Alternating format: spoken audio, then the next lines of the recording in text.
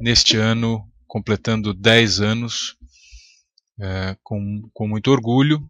Eu tenho a especial honra e satisfação de dizer que nós temos hoje aqui um convidado especial, professor David Trubek, que está aqui ao meu lado. Eu vou apresentá-lo em um minuto. Do you mind if I speak Portuguese from this beginning and then I switch to English? Se você quiser. Ok, wonderful. Eu, antes de mais nada, quero agradecer à Fundação Getúlio Vargas pelo fato de que ele só está aqui conosco hoje, porque a Fundação Getúlio Vargas, da Escola de Direito de São Paulo, uma escola amiga, o trouxe para o Brasil para um seminário importante na semana passada, no qual a instituição comemorou os 10 anos do seu programa de mestrado. Então, como a gente pegou carona no fato do professor Trubek ter vindo à FGV, eu gostaria de registrar essa gratidão na pessoa do professor Mário Shapiro, um velho amigo e parceiro de trabalho de pesquisas, que infelizmente não pôde estar presente hoje.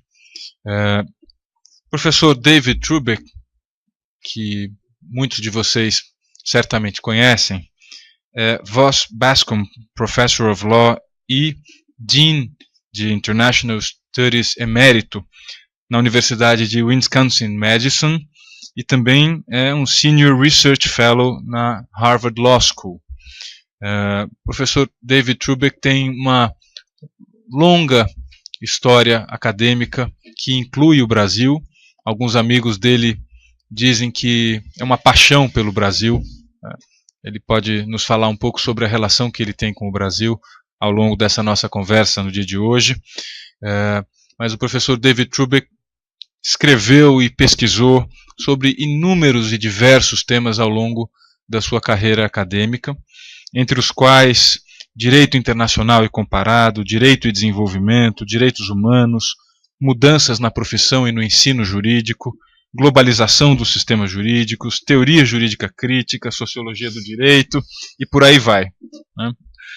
Nós o convidamos hoje e ele mesmo sugeriu que nós adotássemos um formato um pouco diferente e inovador para essa ocasião. O professor Trubek sugeriu que nós pudéssemos entrevistá-lo a partir de perguntas e curiosidades sobre as suas ideias que nós tivéssemos. Então nós resolvemos experimentar e aceitar esse desafio e experimentar um modelo diferente. Para isso, só para explicar um pouco como as coisas vão funcionar, nós nos preparamos um pouco para que nós tivéssemos algumas perguntas de antemão e um grupo de pesquisadores se reuniu para formular algumas perguntas, algumas questões para o professor Trubek. Eles estão aqui, Flávio, Henrique, Gabriel e Sheila, correto? Entre outras pessoas que eu posso ter esquecido. A Beatriz, que não está aqui também, está no exterior, e o próprio professor Mário Shapiro. Nós tivemos algumas conversas sobre um roteiro de perguntas que nós gostaríamos de formular ao professor Trubek. Nós temos provavelmente mais perguntas do que tempo, porque é do nosso integral e total interesse que vocês que estão aqui também possam fazer perguntas espontâneas para o professor Trubek, seja em português, a língua que ele entende, seja em inglês. Ele vai responder todas elas em inglês, mas ele entende português. Então nós podemos fazer perguntas para ele em português. Por favor, sintam-se convidadas e convidados para participar com toda a liberdade, com informalidade, não precisa ter constrangimento nenhum para fazer as perguntas que vocês queiram, seja coisas que vocês já vêm pensando desde antes, sejam ideias e questionamentos que surjam a partir das respostas que ele for dando ao longo da manhã aqui. Então, por favor, nós vamos alternar algumas perguntas que já estão prontas, que estão aqui nesse roteiro, com as perguntas que vocês queiram, no meio do caminho, formular. Vamos combinar algo desse gênero com liberdade total para a gente ter aqui uma interação muito mais preocupada com o conteúdo do que com a forma, que é o que importa aqui entre nós. Eu quero então, com isso, agradecer imensamente a sua presença, Dave, pela sua gentileza. Não é a primeira nem a última vez que ele vem à Faculdade de Direito da USP. É uma instituição que ele conhece há muito mais tempo do que qualquer um de nós que está aqui, né? O professor Trubek já veio aqui a São Francisco muitas vezes e conhece muito bem essa instituição e tem uma visão muito interessante sobre o modo como o direito é ensinado e é pesquisado nesse país. É uma imensa honra tê-lo aqui, Dave. E eu vou abrir então para as primeiras perguntas, para a gente começar a entrevista. Dave, por favor, fique à vontade para responder como você quiser as perguntas e dar importância e prioridade que você achar relevantes para as coisas que nós trouxermos aqui. Vou então pedir ao Flávio, que formulou uma pergunta inicial para a gente esquentar a conversa. Flávio, por gentileza, se você puder vir aqui, só para a gente poder gravar e poder registrar, a gente pode até depois pensar em transcrever isso e publicar isso, a gente pode pensar nisso com calma depois. Bom, bom dia, meu nome é Flávio, eu sou aluno de doutorado aqui na Faculdade de Direito. I'm going to read, Professor, it's easier for me. So, you have played an important role in many strands of social legal scholarship, such as law and society and critical legal studies. In the case of Brazil, your influence is stronger under the label of law and development. Could you tell us a little bit more about your involvement with law and development and how it connects to the rest of your academic work and with Brazil? Thank you very much. Well, it's great to be here. I was the first time I came to this law school was in 1965. And at that time, they had a practice which I was quite surprised by. All the students had to refer to the professors as Vossa Excelência. I thought, what a great idea. Maybe we should take this back to the United States. No, not seriously. I thought it was ridiculous, but it was very impressive. And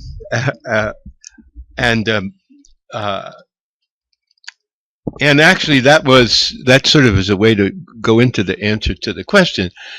So I started my professional career after law school and working for a while for a federal judge as a lawyer working for the USAID mission to Brazil. Well, actually, first I worked in Washington and worked on foreign aid legal issues related to the foreign aid program, originally with countries on the west coast of Latin America. Then in 1964, I was assigned to Brazil, and I stayed here for about 2.5 years. First working as a lawyer, later I did some other work on issues of housing and urban development, but primarily my work was as a lawyer. And as a lawyer, most of my work was just doing legal work, negotiating loans, worrying about whether the loans we were making were consistent with American law, because there was a certain amount of federal legislation governing the work of this agency. Internal regulations. There was a bit of a problem with some people who were violating some criminal laws in the Northeast, and I had to sort of help with that little problem. They were selling automobiles illegally. In those days, diplomats could bring in cars, and this was a time when, of course, foreign cars were unavailable in the Brazilian market because of import substitution.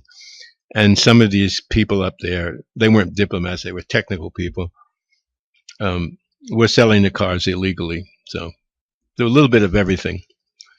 But most was involved in the negotiations concerning major loans, mostly to public enterprises,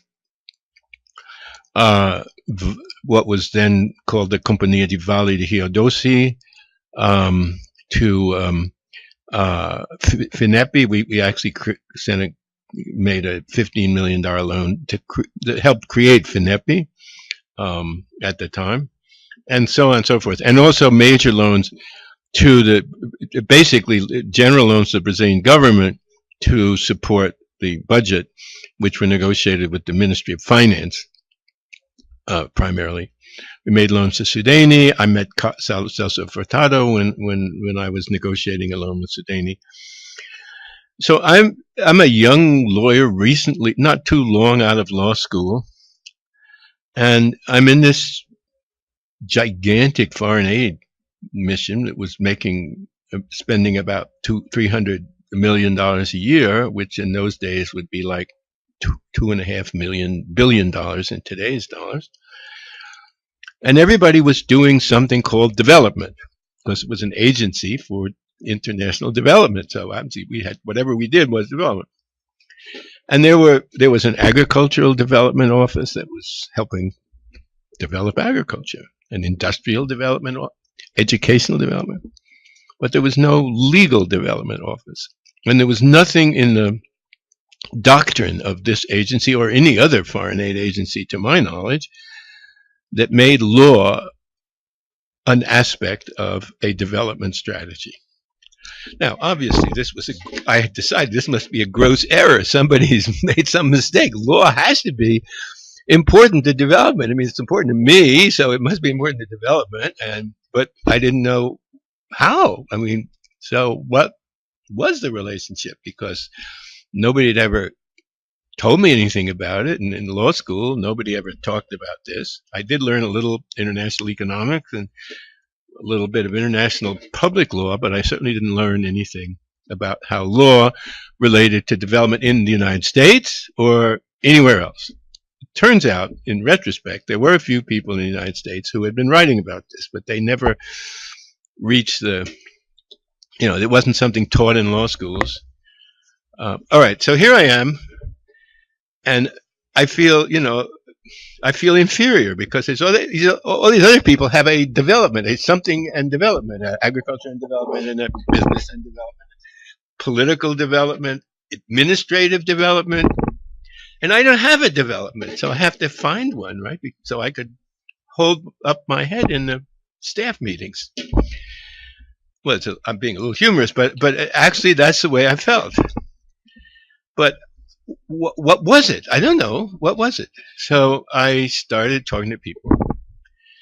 And, well, maybe the laws weren't quite adequate to achieve certain goals, or there were goals that they couldn't figure out how to achieve because the law was blocking it, or things like that. But also I came to the conclusion that lawyers in Brazil, at least most of them, particularly the ones in the public sector, were not trained to think like I had been trained to think. And I kind of decided that was part of the problem. I didn't kind of decide. I absolutely decided that was part of the problem. So what was the difference? I was educated at the Yale Law School and worked for a very well-known federal judge who happened to have been one of the great leaders of the American legal realist movement, and we're going to get back to legal realism. How many of you know what legal realism is? Okay, so we have a few people who are familiar with this. I'll try to explain a little for the rest of you. So I was trained in a policy-oriented law school by people who were very much a tradition of American legal realism, which stressed the importance of what law did and how law worked, and how the social sciences could help us understand how law worked and how it could be improved. There was a social science dimension. This was I went to law school between 1958 and 1961. This is very early in the emergence of this kind of understanding, which I'm going to call the law and society approach, but that's not quite accurate. So I was taught that what lawyers do is solve problems, analyze problems that their clients have and solve them. Perhaps in advance by giving advice as to what not to do as well as what to do, or else ex post if problems emerge. But the issue was problem solving. You were part of it. You would be part of a team of people in some organization, whether it was a corporation or a government agency. You had goals. The agency had goals. The corporation had goals, and your job was to be sure that this could be done consistent with the law. And when there were problems with the law, you had to figure out ways to deal with that by getting them to change whatever they wanted or how they did things, or change the law, or find loopholes and ways around. So problem solving, that was the mantra that I had. And that's how the lawyers at that time in that agency worked. Largely the lawyers were led by people who had come out of the private sector, including the most elite problem-solving law firms in the country, like Arnold & Porter from Washington, which my boss was a senior partner at Arnold & Porter on temporary loan to the U.S. government. And so I concluded that one of the problems in Brazil was that the lawyers, particularly in the public sector, did not see themselves as problem solvers. They saw themselves as problem makers. If they thought that there was some legal obstacle, they would just say, you can't do it. And then you'd say, well, how do we get around this? How can we, what do we need to change? They said, you can't do it. And I said, well, I think this is not a good idea. So I decided that part of law and development had to be a particular kind of lawyering. Now, there's a word you probably haven't heard before, but lawyering. I was kind of feeling my way, and so I started talking to other people and talking to people in law schools, and I came across this famous 1955 or 6 article by Santiago Dantas. How many of you know this 1950s article by Santiago Dantas about legal education? Okay, do it. We're doing a little bit better. Okay, so I came across this, and this is an article that basically said what I had been saying, which was, well, we need a new kind of lawyering for a modern Brazil, and the law schools aren't meeting this demand. So I thought, okay, so if a new kind of lawyering is part of making law more useful for development, and if the Brazilian law schools aren't providing this kind of lawyering,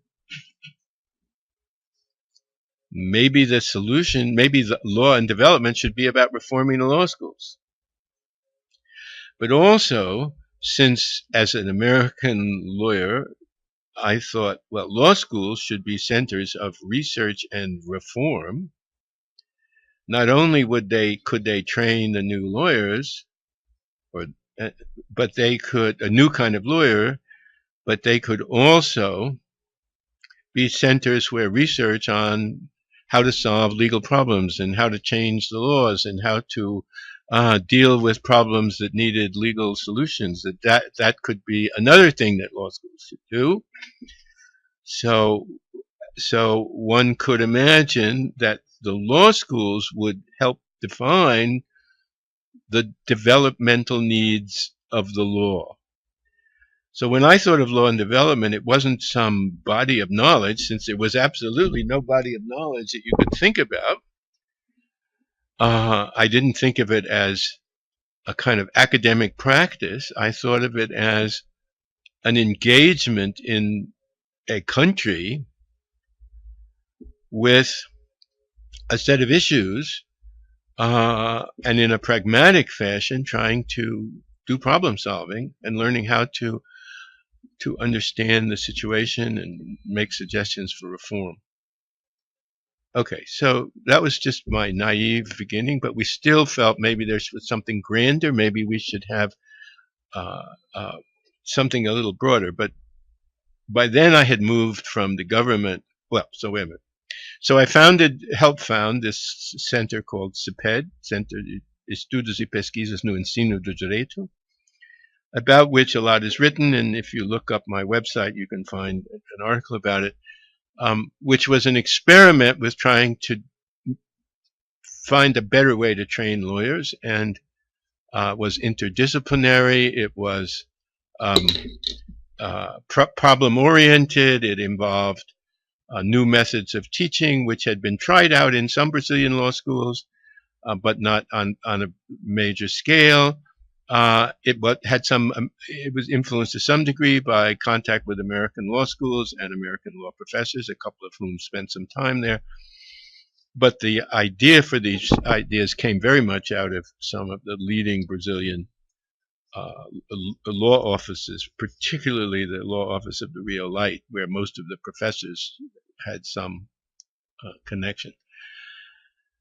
So we started this project, and so that was kind of my personal law and development experience as a lawyer, was working as a lawyer in Brazil, working with Brazilian government agencies, negotiating loans, working with Brazilian legal educators who wanted to reform things.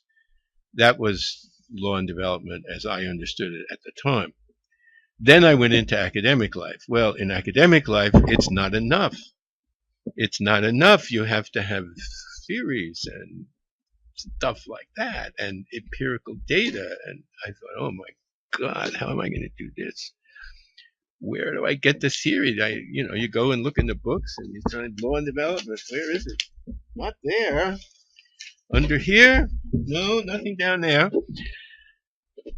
So I spent years trying to figure this out. So the first thing I did was discover this German sociologist, Max Weber. Somebody told me that Max Weber had written about law and development. Well, he had. But God bless Max.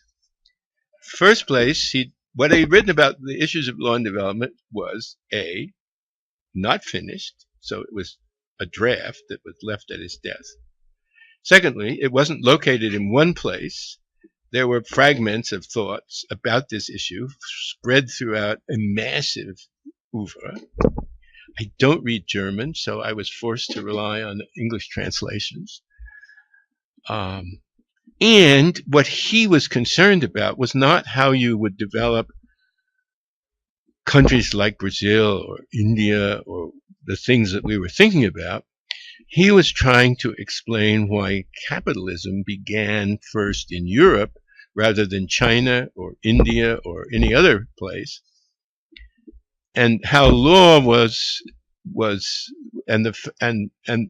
he concluded that the existence of certain kind of legal institutions which had preceded the rise of capitalism, not caused by capitalism, but were there for other reasons, was a major factor in the growth of the capitalist economy.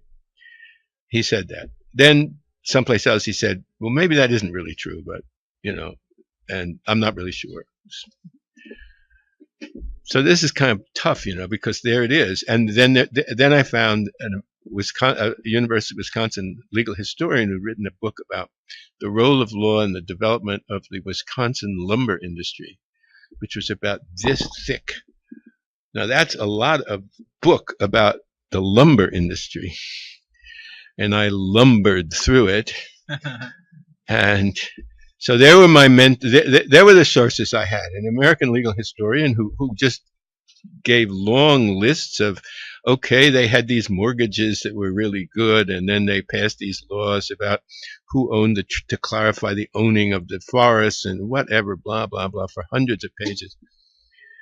So I had a German sociologist who was really writing about another subject in diffuse and dispersed kinds of sources in a language that I couldn't read, so I had to rely on translations which were done by people who tried to make more sense out of the underlying text than the underlying text would allow in order to have a clear narrative.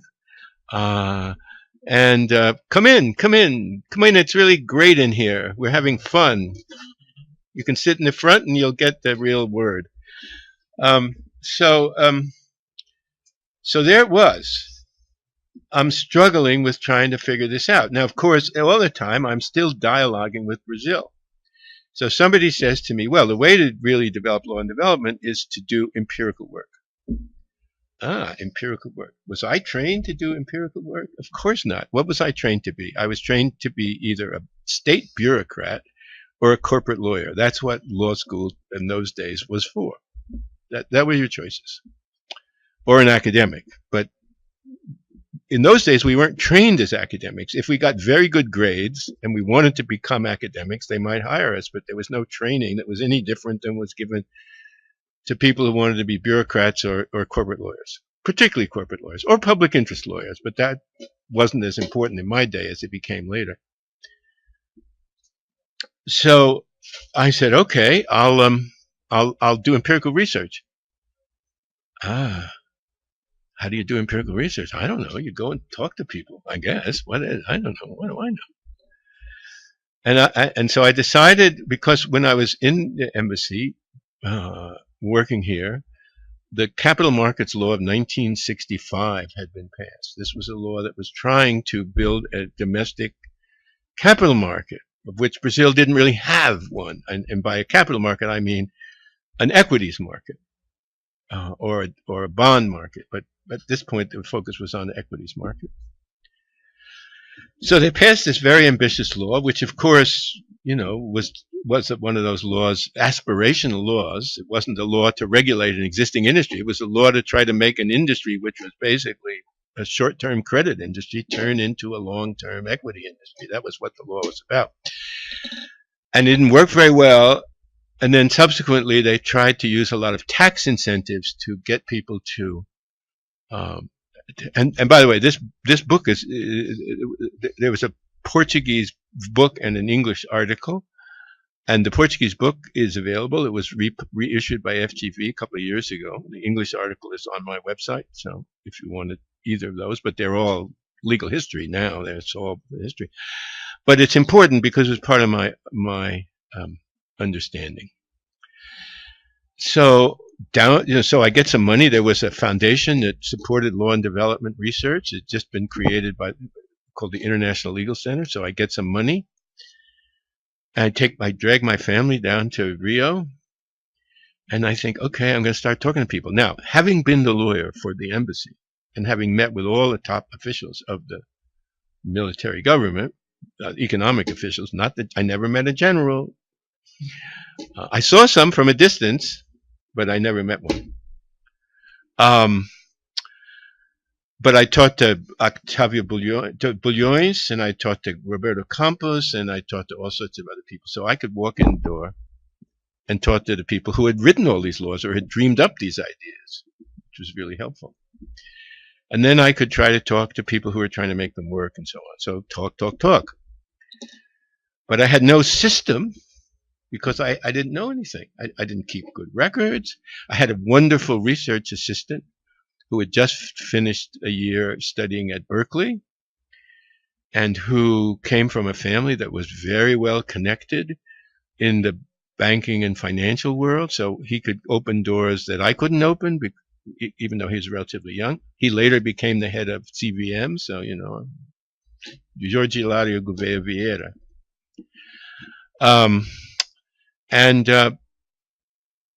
So I'm kind of feeling my way and trying to learning as I do, but I had no training.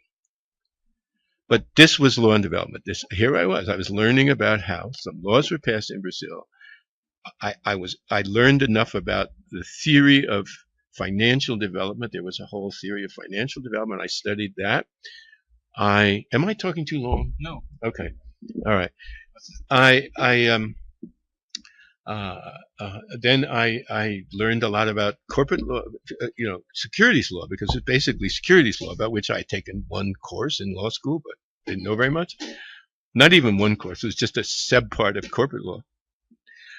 And so I'm doing okay, and I'm trying to put this together, but I really am flying blind. Flying blind?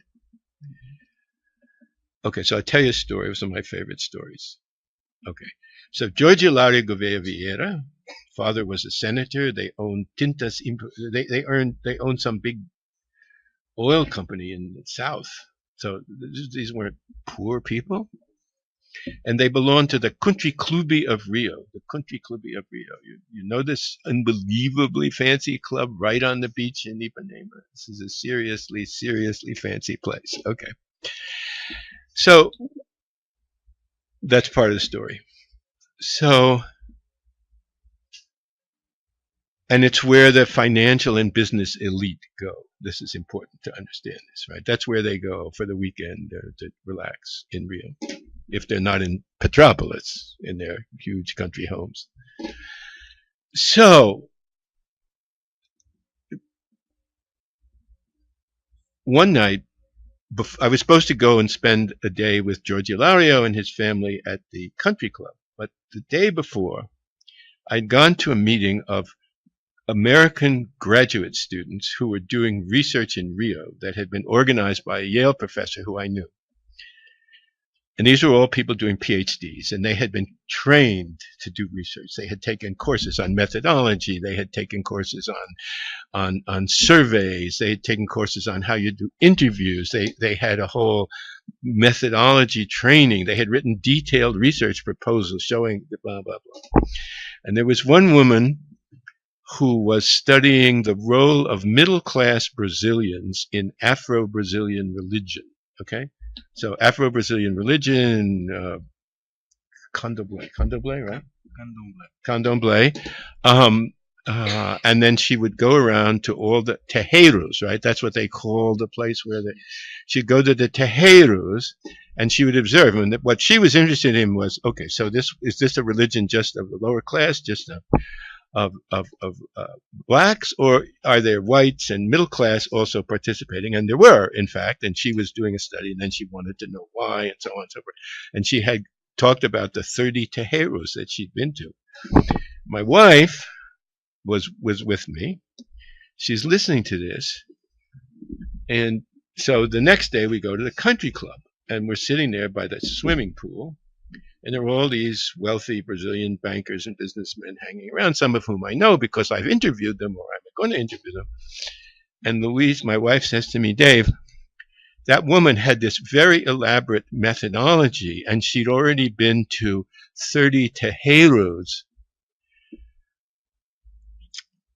Do you know what you're doing on this project? Do you know? You don't seem to really know what you're doing in this project. I said, Louise, look around you. This is my terreiro. Anyway, so I tell you this story because you have to understand how I had to make this whole thing up. I didn't make it up. I mean, I had to train myself. I had to create the ideas. And of course, I wasn't alone. There were a few of us, but it was a relatively small group of people in the United States at the time who were trying to grapple with these issues, who had come from various places, but most of them had been Americans who had had some experience in some part of what was then called the Third World. So Mark Galanter had spent several years in India. Now he was working on certain issues. He hadn't related it to development studies initially, and people had worked in Africa, and people had worked in Latin America. Mostly, they were people. One major group of people were people who had come to teach in law schools in these countries for various reasons. They weren't there to initially do research. They were teaching, and they would teach some subject that they knew. Okay. But there was a lot of interest in trying to build a field. Sorry, I cannot use the word field. We're going to get to that, but build a something. It's going to call it a something in law and development, to get people together, to try to figure it out, to work together, to raise money. And we accomplished all of that. A small cadre of people in the United States. There were a few people from other countries, and we began to try to build, let's call it a movement, a something, of people who wanted to develop intellectual tools to study law and development. So the first thing I realized after this experience in trying to in the capital market study was that if you were going to do this kind of work in a serious way, you had to have training in socio-legal studies. And this was just when the Law and Society movement was starting. The Law and Society Association was founded in 1964. Okay, there were some things going on before that because the people who were doing this kind of work got together in 64 and got some money from a foundation and built this association, which is now, 55 years old. Just had their most recent meeting in Mexico City. There were 2,700 people there from like 60 countries. So, it's a serious thing. So I figured, okay, so I have to, law and development has to be a law and society project in developing countries, because the tools were the tools of empirical research and how you build theory and how you and how you test theory, and how you all of that, which the law and society people had been developing slowly, primarily thinking about the United States or Germany or Holland, because there were similar movements in other countries. Not much in Brazil, but there was a little sociology of law in Brazil at this time. There were several people who were doing sociology of law, so there was some relationship to this tradition, but pretty thin. So that's how law and development meets law and society. It becomes clear that in order to understand what's going on, if you wanted to understand what was happening, if you wanted to come up with proposals for reform, we were still thinking in terms of working within the development strategies that had been adopted by governments and by international agencies, and our job was to find ways to make them work, those strategies. We needed to learn these tools. So that's what I did. I taught myself both methodology and theory. Max Weber was my graduate course in theory. The experience in Brazil was my graduate course in methodology. Well, it was one of my graduate courses in methodology. So, you know, the idea that there's some distinction between law and society and law and development, that's not the case. Law and development is just the application of certain approaches that are familiar in law and society research to particular problems in particular countries, in connection with a literature which is development studies that the people who are doing law and society and studying, you know, women's rights in Kansas don't need to know about. So it's, you know, so that's what that's the way it evolved. It evolved simultaneously with the evolution of the law and society movement. When I was at Yale, which is where I really developed all these ideas, there was a huge graduate program and research program for training law and society scholars, many of whom went on to be the leaders in that field all over the world, actually. And so this was a co-evolution. And all this is happening in the late 60s, early 70s, when these ideas are beginning to penetrate into American legal education, slowly but penetrating. And there was this critical mass at Yale of people who were doing law and society, who were studying law and development, that is, studying legal issues in developing countries, and also the beginning of critical legal studies was going on at the same time. So you got these three things happening, and that was the world that really shaped the rest of my life. I left Yale in '73, went to Wisconsin, which was one of the few schools in the United States at the time that were both committed to law and development. There were people who worked in Africa, particularly Africa, and Latin America, but also was probably the most law and society-oriented law school at the time. It no longer, you know, there are many other schools now. But at that time, really, it was certainly one of the two or three schools most committed to both these things and to the relationship between them, that is, using law and society in the developing world and so on. So, that answer your question? Sure. Yes. Can we go ahead? Okay, we've now taken care of one of 40 questions. Okay, what's next? Okay, this has to do with these ideas that you have been talking to us about. When we here in Brazil talk about law and development, it's very common that people raise some criticism and say that the way law and development sees and defines law is purely instrumental and technocratic, in a sense that it only implements political decisions already taken by by politicians, for instance, without substantive and democratic considerations. So this is again about the need for a theory behind law and development. How do you see this type of criticism, Dave? It's again, it's very common that people say the way you describe law and the way you work with law and development is purely instrumental because you lack some kind of emancipatory theory. Do you see this as necessary?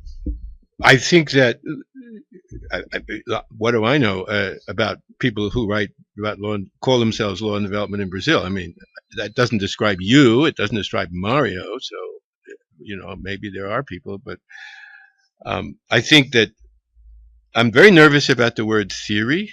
I don't think one should use the word theory without explaining what it means because it's a very it's a laden word. But I think that law development should have an emancipatory vision. It's always, to my mind, was an emancipatory project. It was connected with some vision of how law could promote freedom, could promote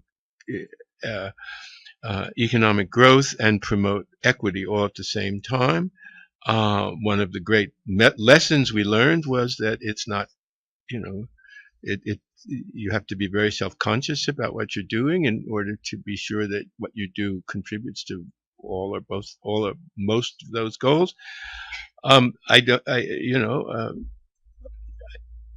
think the proof of the pudding is in the eating. I mean, read the articles, read the books. Are they technocratic? I think, you know, probably some are, but I don't see that it's in any way in the DNA of law and development. This suggests that this is in the DNA of law and development. I do not think it is. I think people who work under this rubric, I mean, they just founded a law and development network in Europe.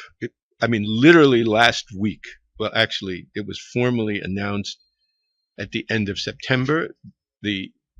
There's a website. It's very, very early, and it's called the Law and Development Network or something like that. Most of the people involved in this do human rights. Most of them are human rights lawyers, or at least a large percentage. And one of the main objectives of this Law and Development Network is to promote human rights. So people can talk about human rights and call it law and development, or talk about law and development and call it human rights.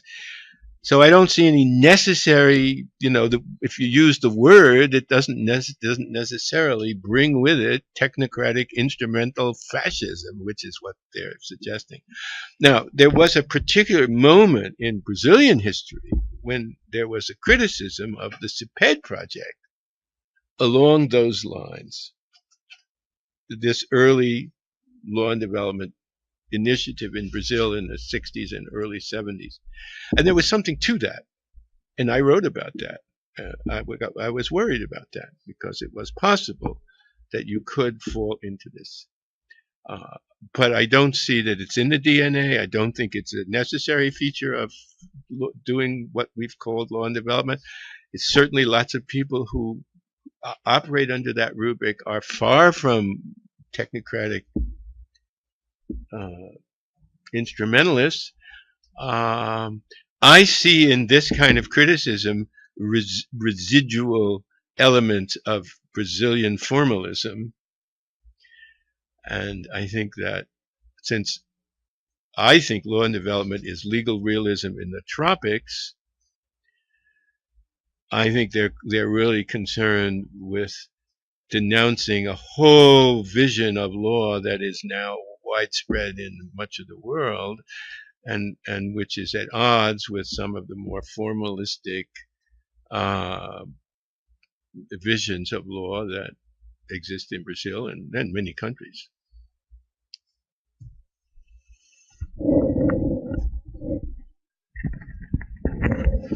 So, people have been talking about law and development. Ok. Eu esqueci de me apresentar. Meu nome é Henrique, eu sou mestrando aqui na Faculdade de Direito.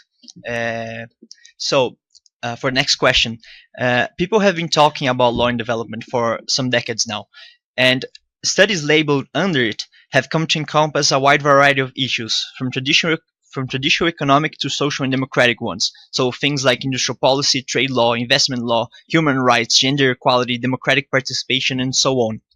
As you wrote in a recent article, partly because of this, academics are divided in self-referential silos, and there exists no shared theoretical canon or common methodological approaches to the study of law and development. So, considering all of this, what is this thing we call law and development about? What do you think it means today?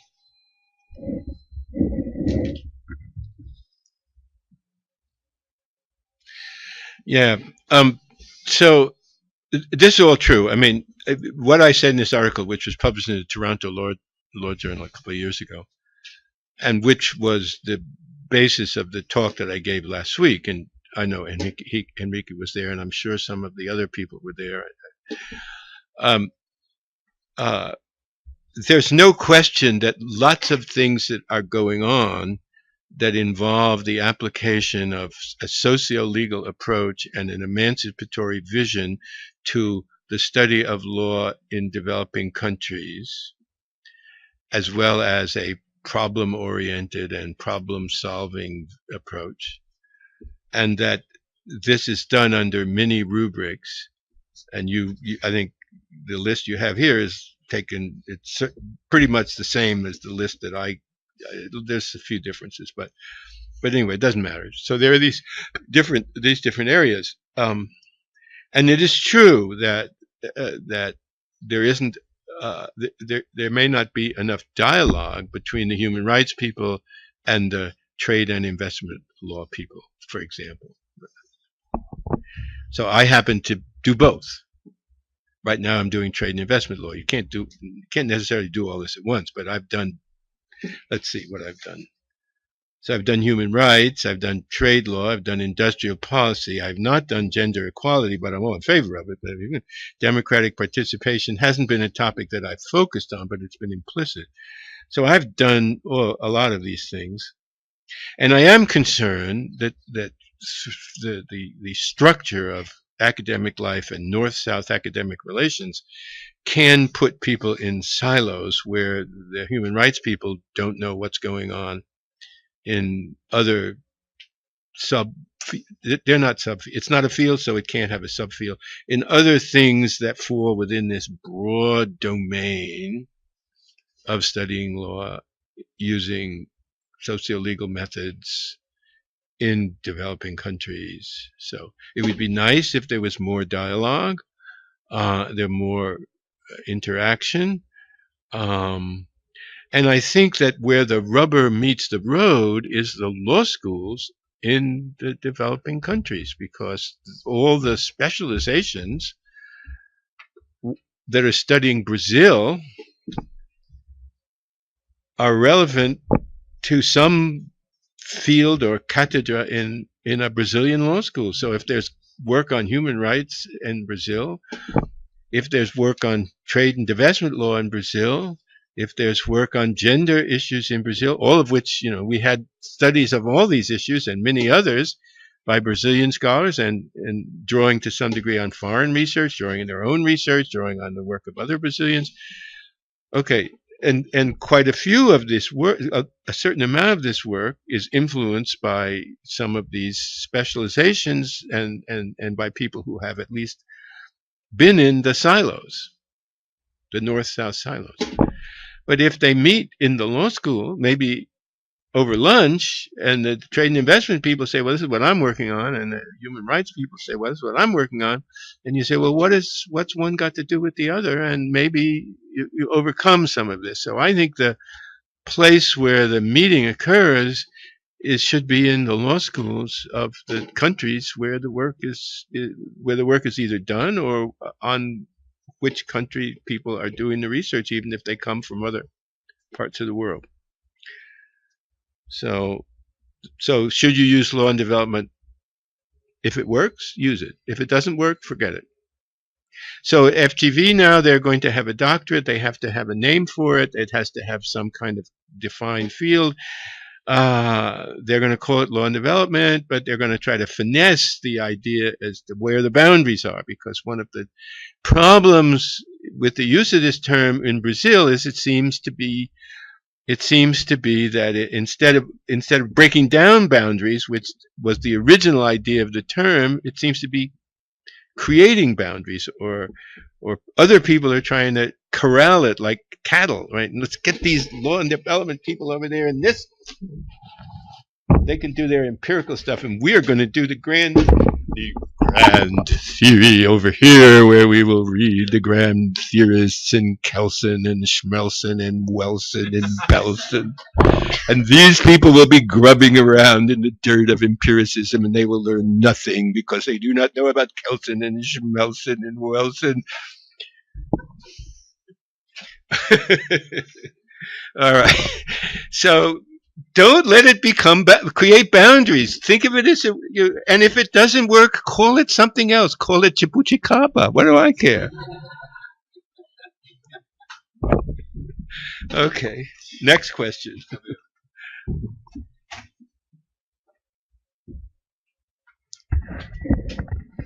Olá, professor. Meu nome é Gabriel Mantelli.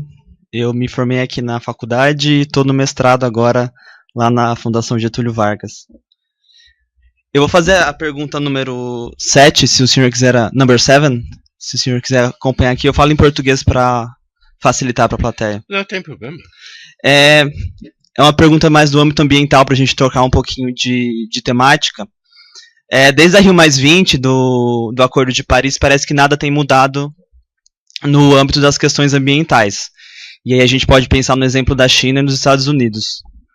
Pensando um pouquinho no papel do direito de desenvolvimento, que papel países do Sul têm nesse contexto e que papel o direito de desenvolvimento pode colocar nessa questão? O direito de desenvolvimento se preocupa com questões ambientais? O desenvolvimento sustentável está morto? Algumas questões nesse sentido. Obrigado, professor. Okay. Well, okay. Obviously, we've got a real crisis with the United States pulling out of the Paris Agreement, and this is a terrible thing. And I'm embarrassed that my country is behaving in this ridiculous way. This is highly contested domestically, but this can only be solved through elections. And we have a congressional election coming up next year. We have a presidential election, and we'll see whether these anti-environmental forces that are now very powerful in the United States. Now, what these forces are doing are trying to unravel some pretty good, sustainable policies, and they just unraveled. I mean, they're playing to a real right-wing audience, an anti-government audience, and they're trying very hard to unravel a lot of the American policies, and they're being fought very hard by lawyers for various interests and NGOs and that sort of thing. So it's hard to tell how far this will go within the United States.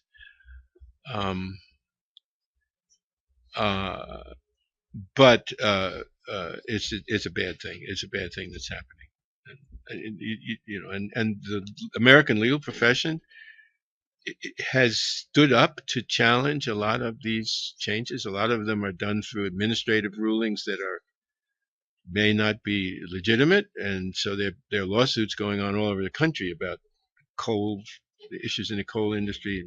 I don't really know much about this detail. But I think you're wrong about China. I think China although China has made a lot of damage to the environment as it has developed, I think that the Chinese now are becoming are more progressive on environmental issues than the United States. And for example, they are further ahead in renewable energy than a lot of countries. So then the question. So I don't know that whether the agenda of sustainable development is dead or not. I don't think it's dead. I think the Europeans are very, very much committed to this. I think that we're in a a bad moment because of Trump and the Trump administration. They're not, if unless they are able to sustain this into the next presidential term and so on, I think it may be just a temporary blip. But what do I know? I'm just hopeful. So then, do southern countries have a significant role? Well, that's up to them, right? I mean, I think they could, and I think there has been some work there. But you're really getting off into international environmental law, about which I know relatively little. So I guess I'd say, but I will say this: that people who are working on the interrelationship between environmental goals and developmental goals are doing law and development, whether they call it that or not. Again, I don't want you to think there's some bounded thing called law and development. And you can say, okay, well, please come in. Let's see your passport. Are you in law and development? Oh, yes. Well, you go over here. And, and you're not in law and development, so you go over here. There just is no such thing. There is no such thing. I mean, there are people who go to meetings called law and development, and maybe they try to publish in journals, but there's only one law and development journal as such. It's a very minor journal. It's very few readers.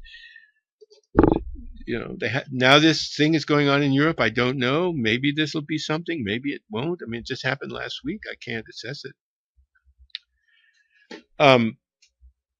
I have a friend who was very active in the law and development movement named Tom Heller, who left Stanford University to run a big environmental NGO funded by Soros.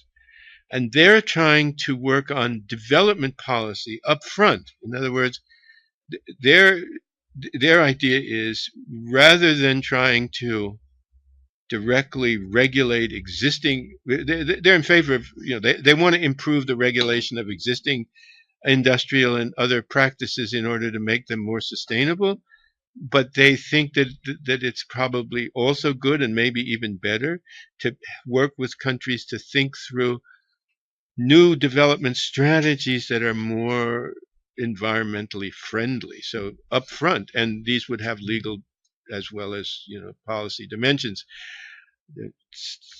Tom is an old law and development guy. I mean, he published a book on called Law and Development or something like that.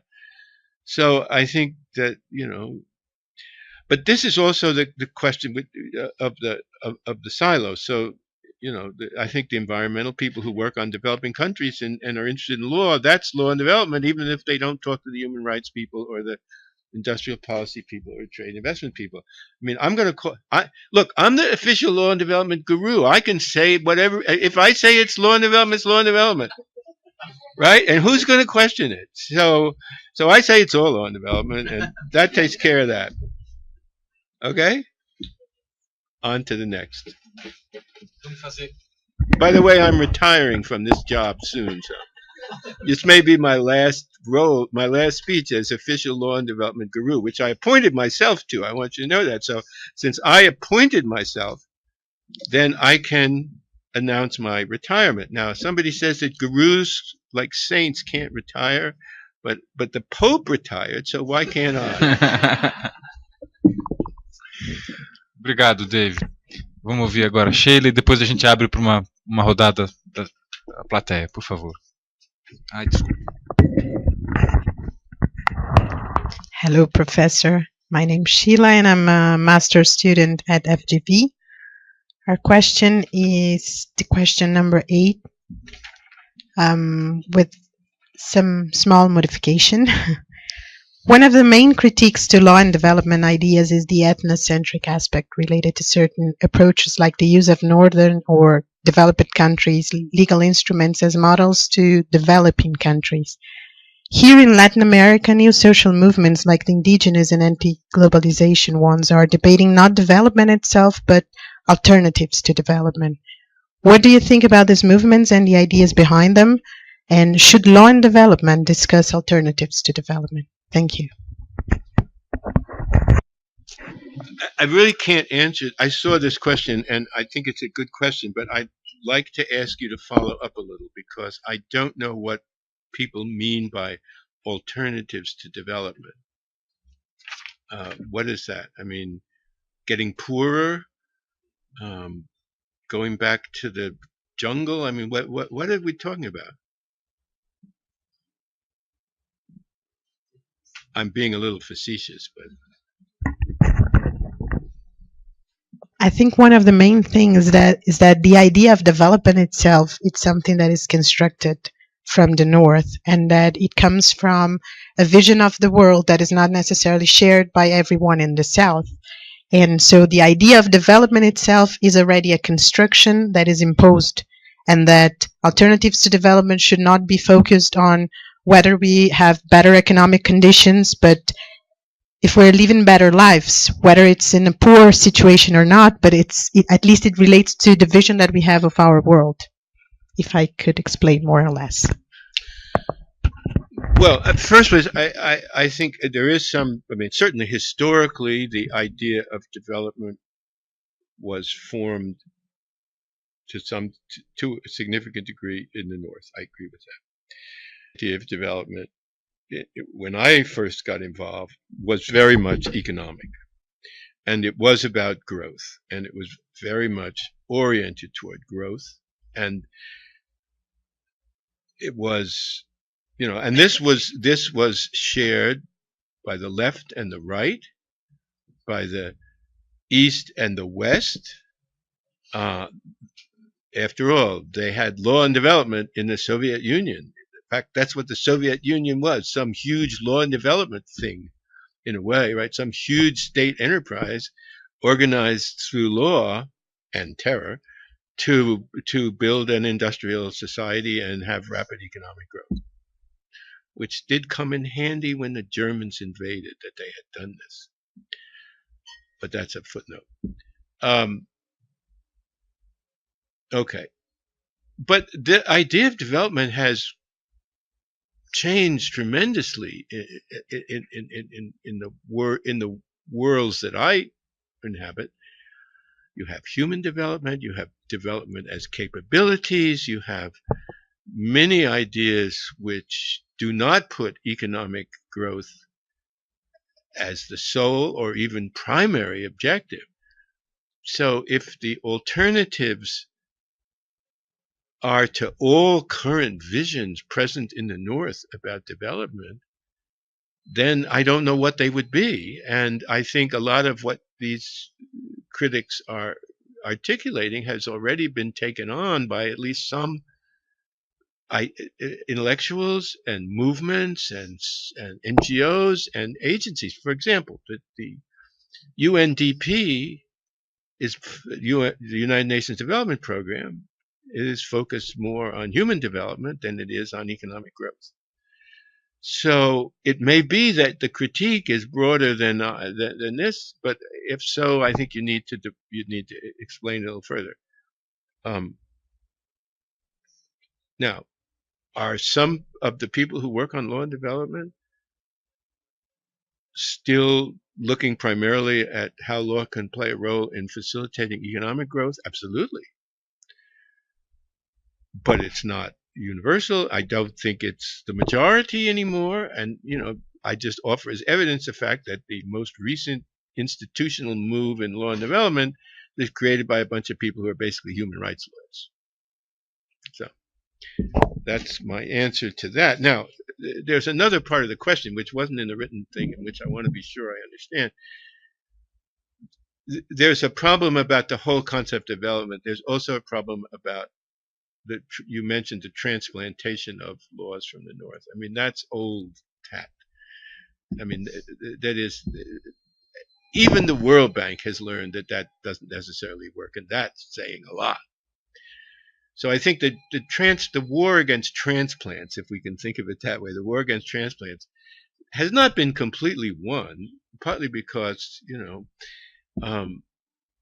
it's so easy it looks easy, but I think that in the academic world, it's just now completely rejected. And if it isn't, then there's some outliers somewhere.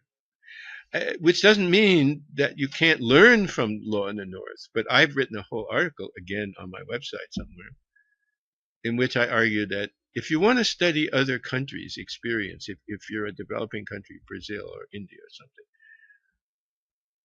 study other developing countries. They may have some ideas that are more relevant to your, situation than Canada or Germany. I don't mention the United States. We're no longer a model for anything. We're just a mess, bagunza.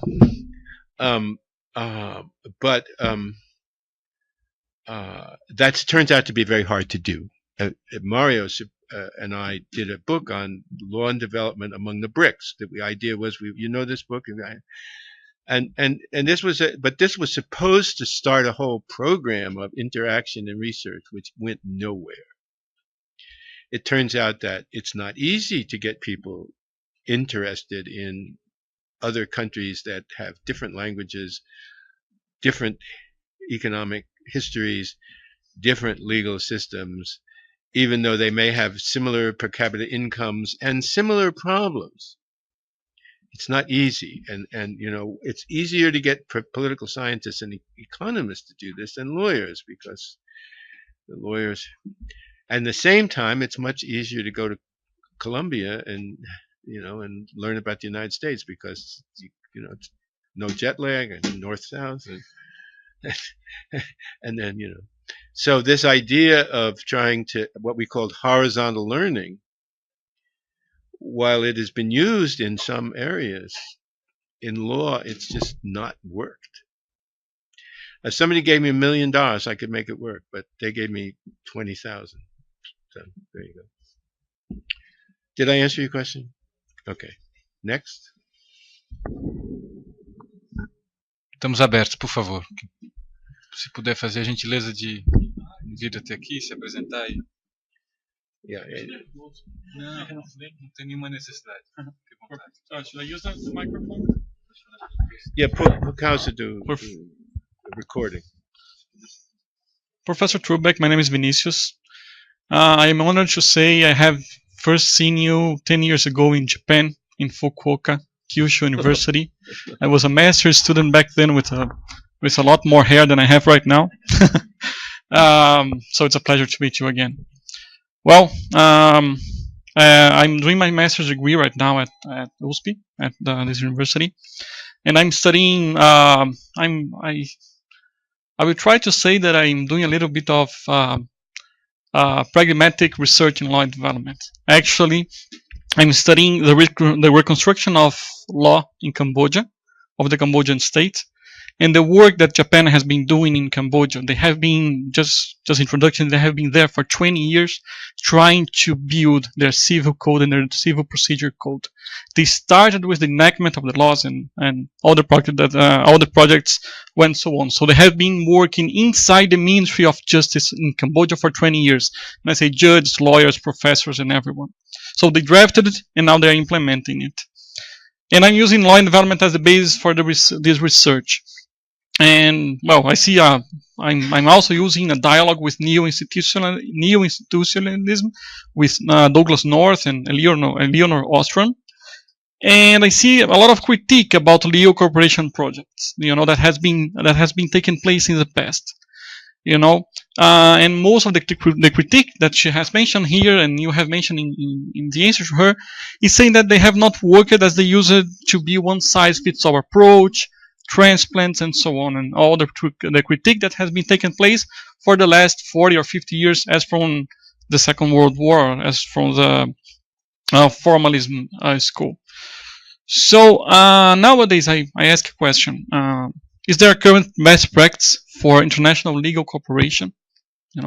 Is there how can I say? Is there a research about that? What we could do what we could use, in terms of international organisms, international organizations, bilateral agencies? Is there a thick methodology or a thick study about international legal cooperation and how those laws could be transplanted or implemented in other places in a better way? Thank you very much. I know just a little tiny bit about the Japanese a project because I was in Nagoya a couple of years ago, and I think that were some of the people from Nagoya were involved in that. Am I right? Yeah, Professor Akio Morishi. Yeah.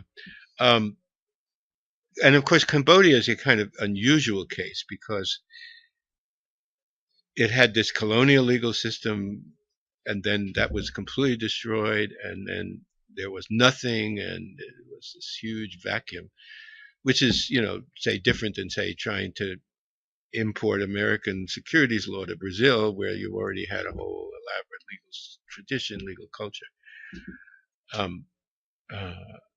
So I'm very curious as to how that Cambodian project evolves. I think we'd be all very interested. I think it is a transplant project. As I understood what the Japanese were doing, they were basically a transplant project. Am I right? Transplant for somewhere that there was no law, actually. Well, that's what I'm saying. In view of the Khmer regime, Yeah. got everything that was there. So, so there was no, and before the Khmer Rouge, it was colonial law. So this is a very different situation than Brazil or India or South Africa, whatever. But your general question, the answer is yes. I wish I could yes, there has been some debate. I can't put my finger on any particular thing. There is this book that Tom Heller edited, which has something like this, and I think it must be Stanford University. It's Tom Heller and Eric somebody or other. If you send me an email, I'll try to find the citation for you. You can get my email off my website, off Wisconsin website. Well, there you go. So when I'm back in the States, if you send me this, I'll try to look it up. It may take me a while because I'm actually not going to be home for a while. I'm going to be back for a few days, and I go to London. But I'll try to answer. And I'm surprised that there isn't something on the World Bank website. And another place you might want to look is the Carnegie Endowment for International Peace. Tom somebody or other, who they've done a lot on democracy promotion, but there is a law dimension, and I don't know if they've published anything that would be directly helpful. I mean, the basic answer to your question, there is no manual. You can't go and pick it up and say, okay, here's what you do when you get to Cambodia. First, find a good hotel. Well, that's my advice. Okay, so here's my advice. First, find a good hotel. Secondly, find some good restaurants. Thirdly, try to learn the language. If you can't do that, get a good interpreter, and then start work. But do you see a best practice for international cooperation in these? What would be your view on the best practice in this case? My personal view, best practice is an idea that can only come out of the idea of best practice is a cooperative, collegial idea. I can't recommend a best practice because I'm just one person and I'm not doing it anymore. It would have to evolve from the practitioners and from the study of the practitioners. I don't know of any organized study. So, for example, in the EU, I used to do some work on the EU in social policy. So they would have all sorts of projects to find the best practice for, let's say,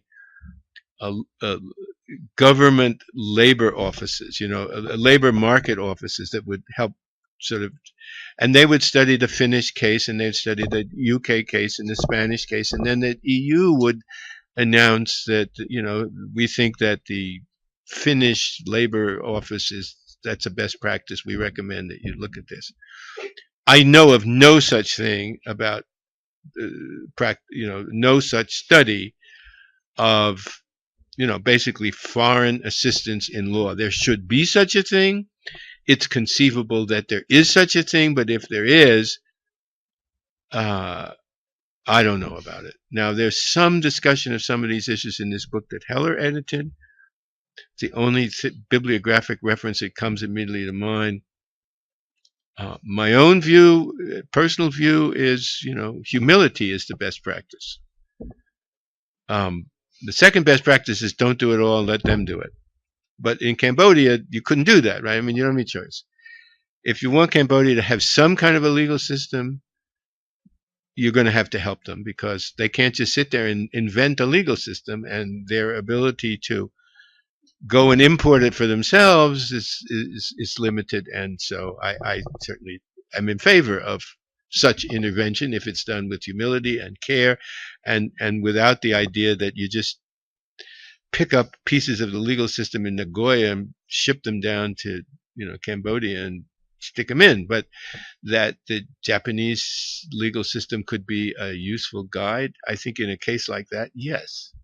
In a case like Brazil and the United States, my view is useful for discussion, suggests ideas, but take the law and implement it as it was written in 1933 in the United States in the securities field, crazy.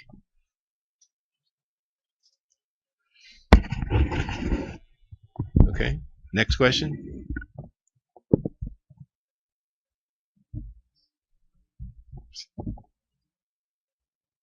Yeah, shoot.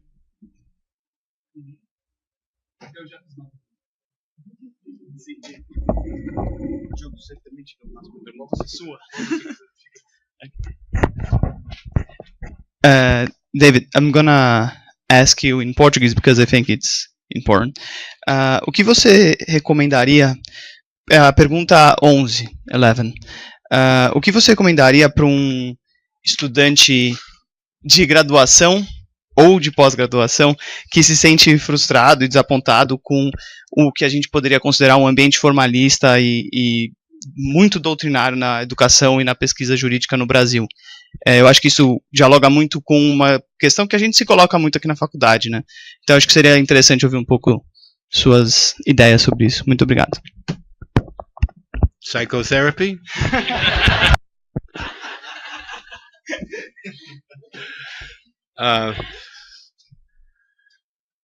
I think that what insurgency? This is a very difficult issue. I mean, and very difficult for me from the outside to say very much. It's a very serious question. I don't mean to make fun of it, but on the other hand, for an outsider, very difficult. I've been through certain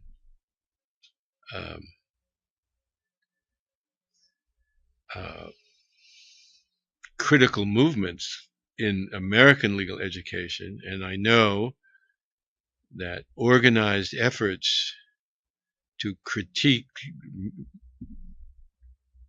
reigning ideas, which in this case were not formalist, can provoke incredible reaction, and people can get hurt. So I guess the first thing is you have to be cautious in challenging an established, powerful and established people. And how this is basically a question: how can students play a role in reforming the Brazilian law school? That's the question. I think it's a better way to phrase it that way. And I think that this is a wonderful issue, which I think should be seriously discussed, because students have not felt this way. In my experience working in Brazilian legal education, there've been reformers, young faculty and so on, and some have been successful and some have not. Some have paid a price for this and some have not. Some have given up because it's too hard, and it is very hard. This is a very deeply embedded tradition, and it's structurally supported by the way the law schools are run and the way the professors, the career of professors. Let me ask you a question. I want to ask you a question because maybe this could be helpful. And Diogo, you're included in this.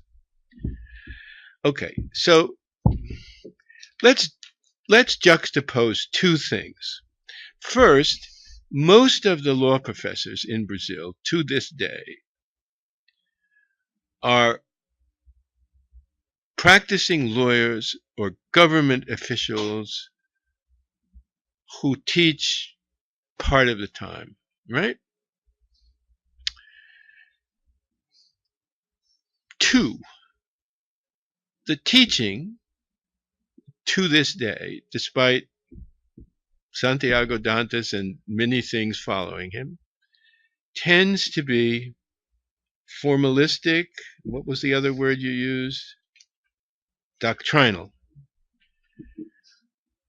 Now, do you think that these lawyers, many of whom are very successful in the courts, in boardrooms of major corporations, in cutting deals or negotiating deals, do you think that they are actually formalists and just think in terms of the doctrine and are not aware of the day-to-day needs of lawyering and all the different skills that lawyers have to bring to bear and all the sort of realistic activities and practical solutions that I don't believe it for a minute. So the question becomes, what explains this schizophrenia? And what is it about the structure that supports this schizophrenia? Where people who are obviously pragmatic problem solving when they're somewhere else become doctrinal and formalist when they walk into these halls. It's like guys who are Protestants then go to church, the Catholic Church, and they become Catholics just for the day, and then they leave and they go back and they're Protestants again, or atheists for all that matter. So I think that this is something that we need to understand, because you can't fight this till you understand where it's coming from. And you can't just say, oh, there's just a bunch of old, because there are young formalists and young doctrinalists too. So I think that the first thing that students need to do is to try to figure out what maintains the structure. And that will lead to some possible ideas about intervention. Frankly, I think that one answer is it's easier. If you don't have time to keep up with the field, if it's just really even if they're called full-time, they're really part-time, then maybe just being doctrinal teaching and formalism is easier. It seems strange. That's one thing.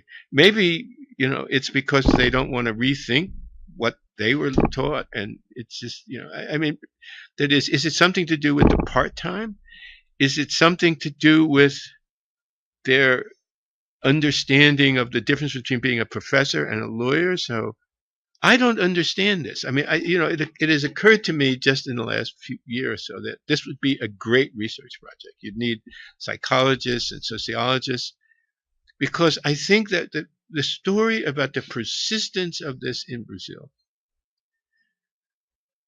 despite everything that's happened, despite all the criticism, despite all the experimental programs and the little shoots of more legal realist approaches that we see in FGV and here,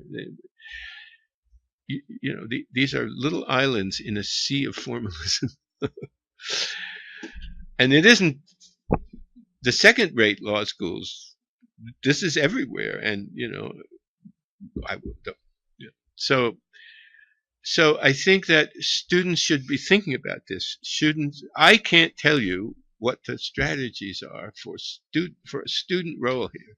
I don't know enough about how student politics works. I don't know about how junior faculty, can interact in this situation. I think it's wonderful that you're thinking about it. I think, it would be great if we could understand more about the structural causes that maintain. I will tell you another story. You have time? Yes. Okay. Here's my story about David Trubek meets doctrinal formalism. St. George and the Dragon. So in the mid-'80s, I was asked by the president of USP to be on a team that was going to evaluate the Department of Civil Law at USP. So the USP, which I think the university as a whole, despite its current problems, has been over time a well-run university operating on international standards. And one of the things they do is that every department, so the political science department, the economics department, I don't know the names of all the departments, has to be reviewed every 10 years by an outside review committee. And so in the law school, it's evaluated not as the whole school, but department by department, right? So because that's how it fits into the university scheme. So I was on this team with two Brazilian, and I wish I could remember their names, and my files from that period got lost in some accident that happened at Wisconsin. But they were two Brazilian law professors from other, highly prestigious law schools. And we did this review, and they were, let's say, from the new school, and they were somewhat appalled by the formalistic doctrinal quality of this particular part of the USP Law School in the mid-'80s. I don't no idea where it is today, but I've heard stories.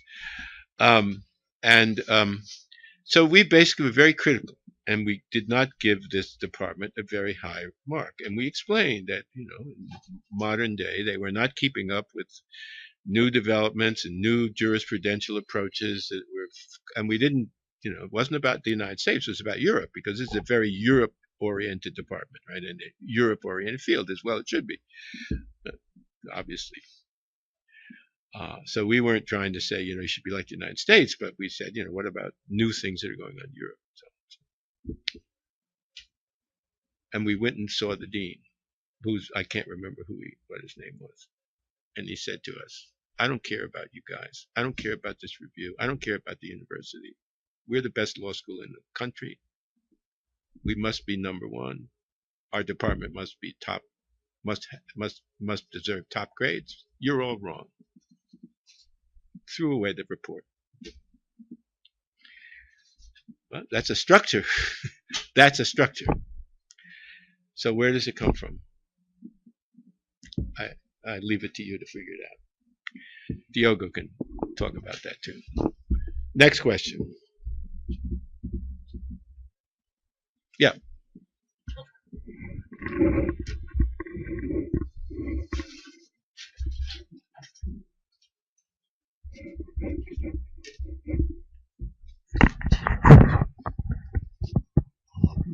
Bom dia, eu vou falar em português. Pode falar.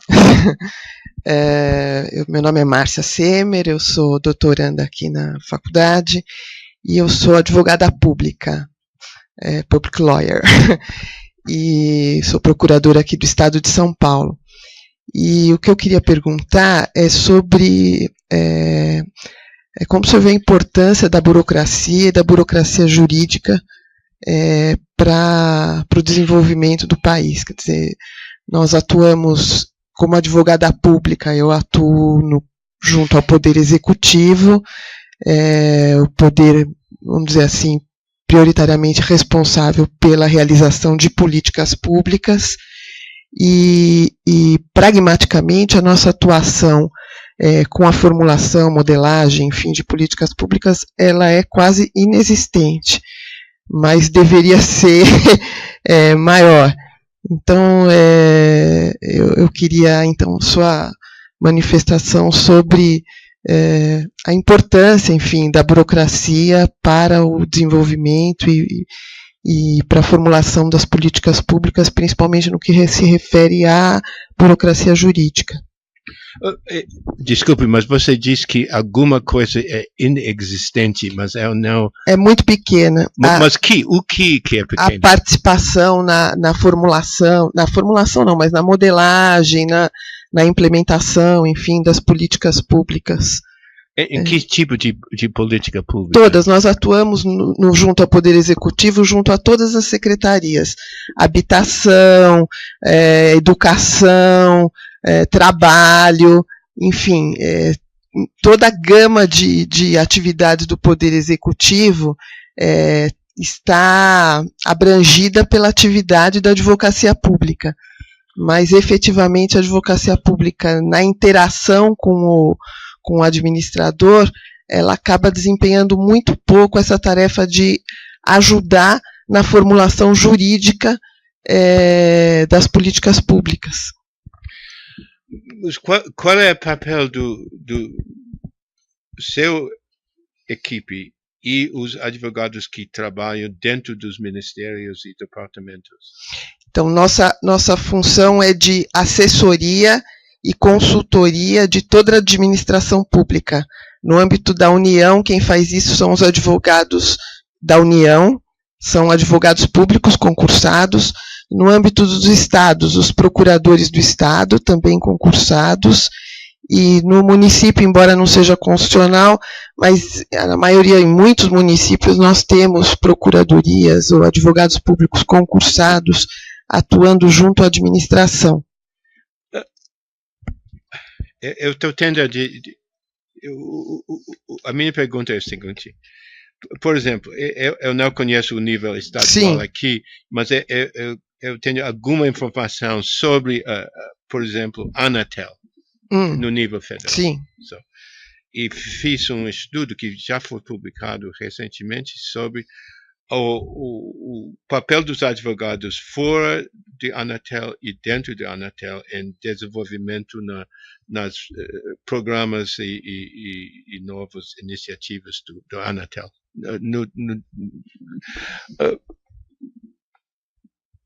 Durante Dilma e Lula. Ok. Dentro da Anatel tem um escritório jurídico. Sim. Isso existe também no nível estadual, não tem? Sim. Então, qual é a relação entre esses advogados dentro de um departamento X e os procuradores e seu escritório? São os mesmos advogados. São os advogados de dentro da Anatel, são procuradores federais. São também advogados públicos, isso. Mas os advogados, das grandes mudanças que aconteceu dentro de Anatel foi que os advogados da Anatel tiveram que teve responsabilidade junto ao Procurador-Geral da República, não tem? Sim, do Advogado-Geral da União. Advogado-Geral da União. Sim, a nossa estrutura aqui em São Paulo é a mesma. Ok. Então, a sua pergunta é que inclui esses advogados dentro dos departamentos, autarquias, eu não sei qual. Sim. Okay, all right. So what you're saying, I'm going to say this in English just to be sure again. See, this is very unusual. This system is very unusual because in the United States, you do not have, in a way, the lawyers inside the agency are responsible to this exterior institution, right? And what you're saying is that the people who run the agencies aren't paying any attention to these lawyers. Is that what you're saying? Okay. I mean, in a kind of a simple way? All right. So the answer is they should. That's my contribution. No, I'm joking, but that's a real issue. I understand this. And I remember, and you should read this study. Diogo, you have the study, right? Didn't I send it to you? It was the Law and Social Inquiry? Diogo can get it for you. Because it's very interesting. I mean, this is my only window into this world, the personal knowledge. It's very interesting because what happened was, initially, in the Anatel story, the Anatel was initially, when it was created as a separate autarkia, the people who ran it came over from the old state system, and they were used to basically running things, and they didn't worry about the lawyers or laws and so on. So when the first lawyers came in to the agency, the internal lawyers, they were not directly related to the what's his name? Advogado Geral da União. This came later, according to my colleague who did most of the empirical work. Okay. And they were ignored. The lawyers were ignored by the engineers, because it was run by engineers. Anatel was run by engineers. And the corporate lawyers who were concerned because they felt that the Anatel directors weren't paying any attention to the law. There was a law, Lei Geral de Telecomunicação. But they were afraid to challenge the Anatel in court because they were afraid the judges wouldn't understand what was going on and would not be sympathetic to the corporation. So it was this very complicated thing. But somehow, eventually, a few cases, kind of due process, what we would call due process cases, questioning the internal procedures, were won. And it's a complicated story how this happened, but they're won. At that point, this gave more legitimacy to the lawyers within Anatel, because all of a sudden it turns out that the courts are going to stop things that the engineers, and they weren't all engineers by now, but let's call them engineers, wanted to do.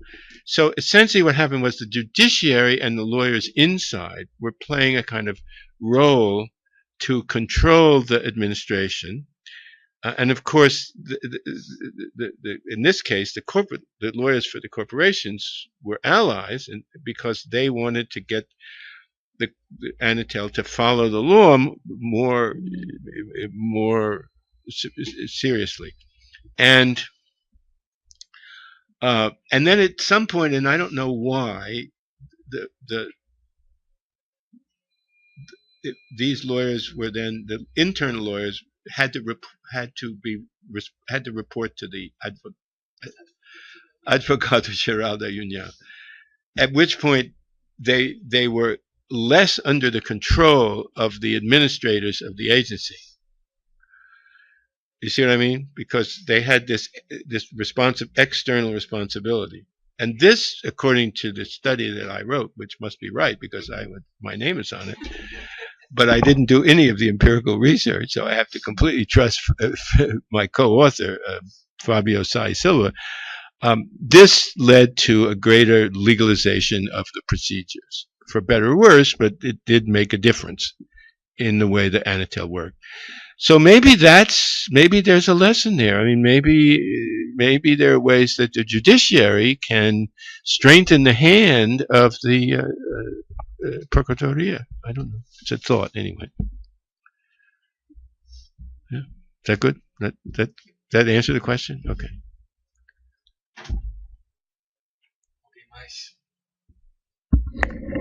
Vou fazer mais uma ou duas da nossa lista, então. Alguém ali?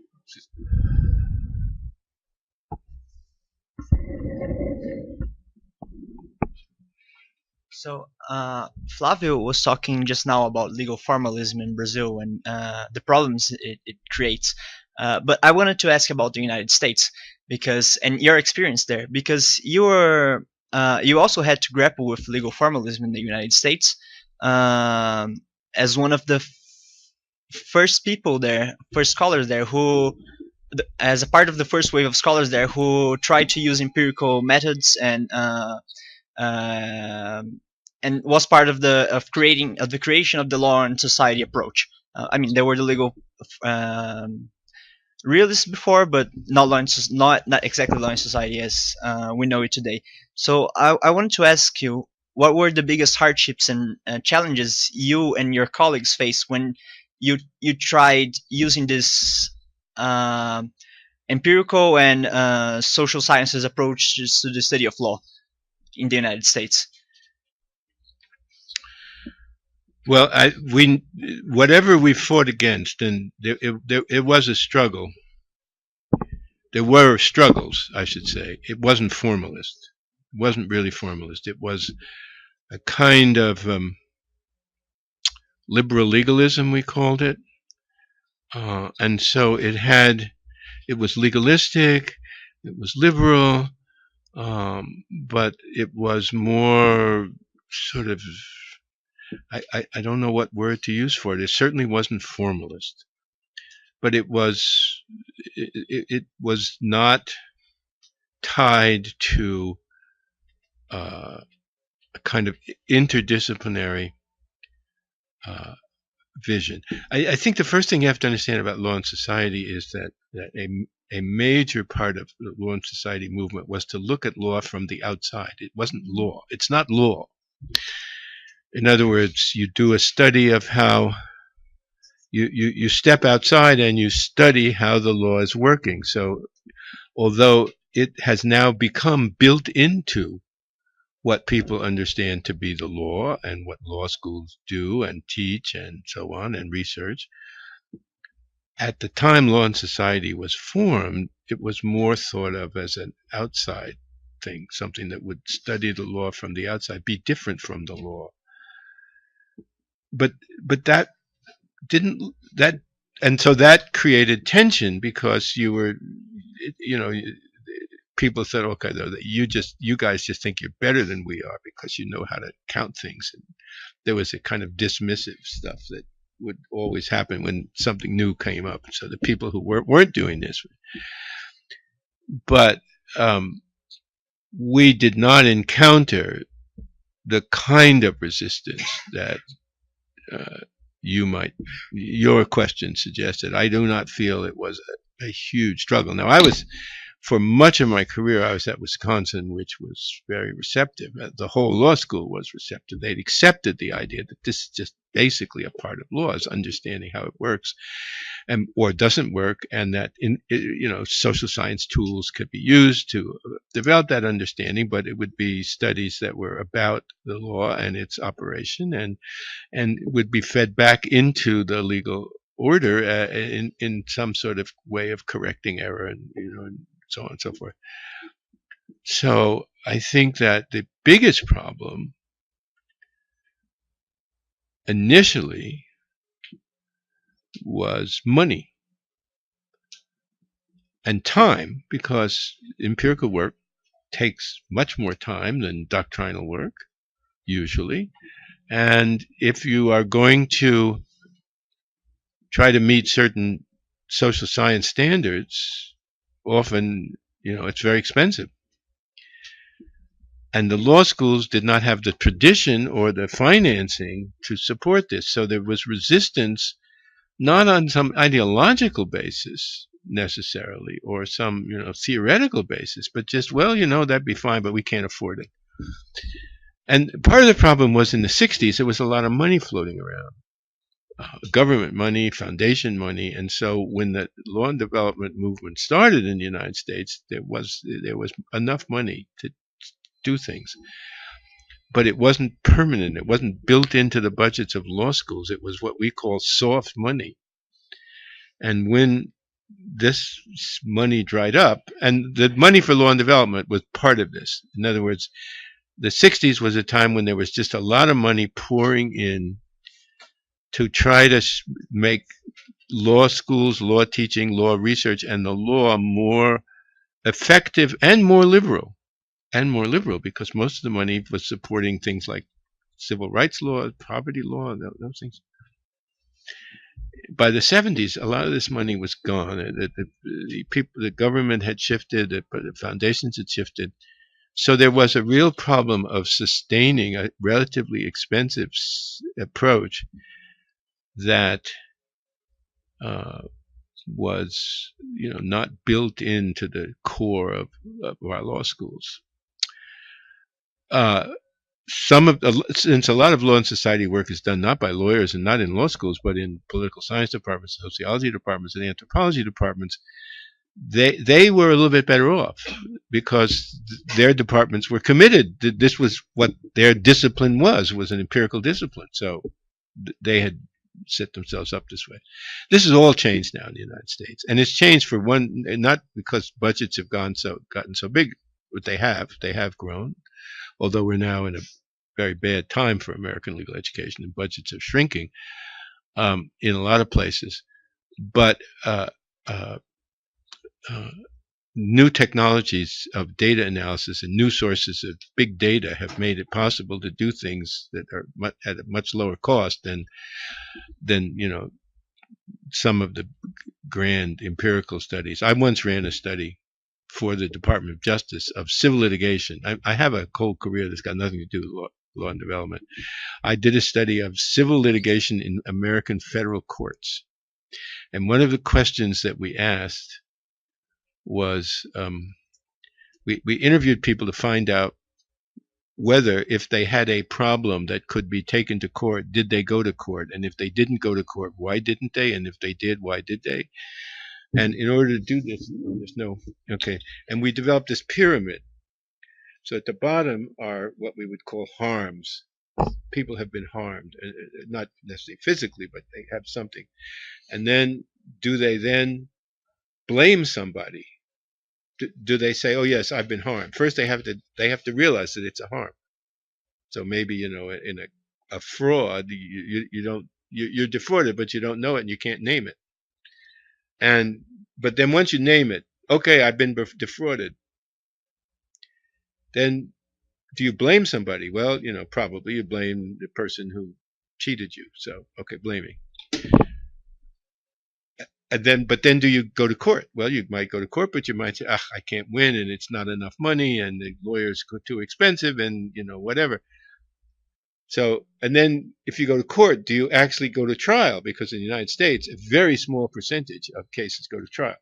So there's a pyramid like this. Harm, harm at the bottom. Naming this as a harm, claiming it's actually a harm. Blaming, claiming, winning. So up here, you got a huge base, and up here are the winners. Okay. Now I tell you that story because we interviewed 5,000 people to do this, right? Those are 5,000 people. And then we studied 25,000 cases that were actually brought in the courts. So this was a very expensive project, right? And this was very unusual. So part of the problem was that after the first burst of funding for this kind of work, it became harder and harder to get it. And this was an anomaly. This project, which was funded in 1978 and ran for 3 or 4 years, was funded at $2 million. We had $2 million. But what's come along is big data. And so now you get all these people who can mine big data.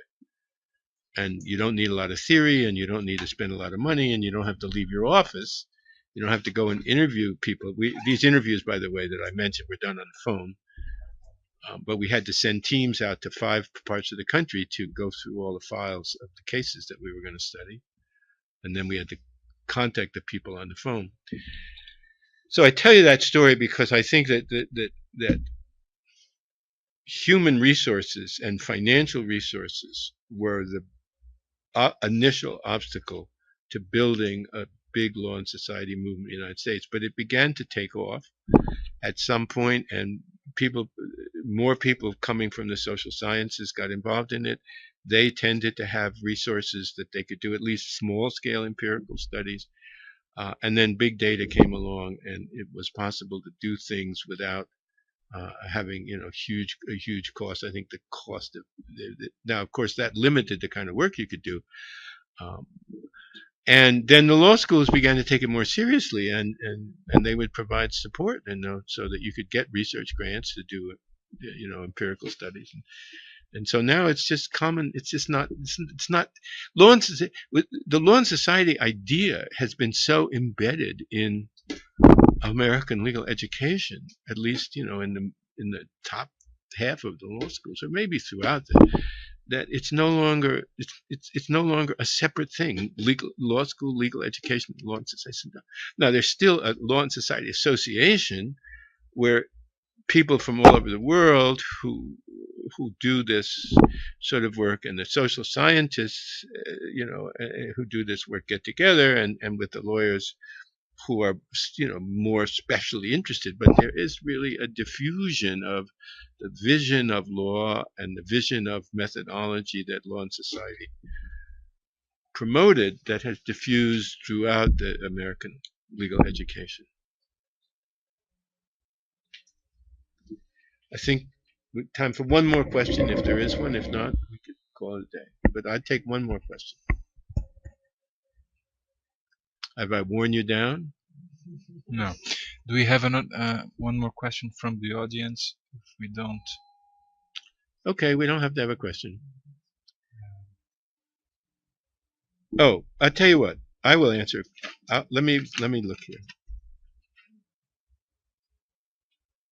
Oh, when it comes to empirical legal studies, we in Brazil are still playing catch-up. Do you see Brazilian scholars facing past or present challenges of U.S. socio-legal scholarship? What is there to be learned from them? Well, get money.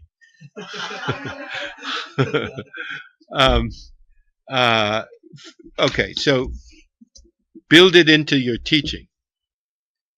Use your students. So my wife and I were doing some work on administrative reform and the introduction of what are called new governance techniques in Wisconsin administrative reform. We ran a seminar. We had 9 Wisconsin law students, and we sent them out and they did interviews. And we didn't publish a specific article, but we used the data. It was very useful. So, build it into teaching. Obviously, money's hard to come by, but look for it wherever you can. The goal is to convince. This is where the fight against the formalistic doctrinal tradition becomes important, because it has to get accepted as legitimate work and then supported by the institutions. Now, Brazilian law schools don't provide a lot of support to do anything, which is probably why the doctrinal tradition continues, because it's easier to do. You can sit at home in your library and read Pontes de Miranda or whatever you read. I don't know what you read, and then you sort of write some article, and and then you've got it, and then you teach that same lecture for 30 years, and meanwhile you're out there representing Bradesco in some court or something, right? Or negotiating with Bank of America to buy, or General Motors to buy some company. So you can understand how it works. Okay. Ok. Dave, eu acho que está bom ponto para a gente encerrar. Eu quero agradecê-lo imensamente por sua gentileza e por sua disposição em estar aqui conosco hoje, Dave. Foi muito valioso para nós ouvi-lo. Certas coisas que você disse